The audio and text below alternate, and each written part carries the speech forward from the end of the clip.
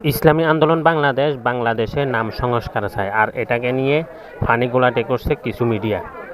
অথচ সংস্কার নিয়ে একটা কমিটি গঠন হয়েছে আরও অনেক আগে। ইসলামী আন্দোলন বাংলাদেশ বাংলাদেশ শব্দে কোনো পরিবর্তন আনতে বলেনি, বরং সংস্কার কমিটি দেশের নাম পরিবর্তনে যে সুপারিশ করেছে তার সাথে একমত পোষণ করে কিছুটা সংশোধনী দিয়েছে।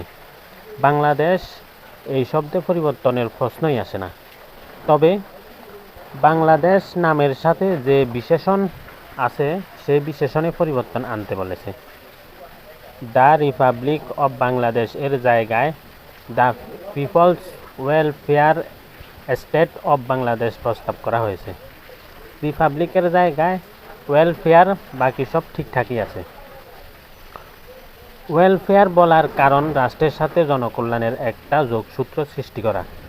মনে রাখবেন, রাষ্ট্রের কাজই জনগণের কল্যাণ নিশ্চিত করা।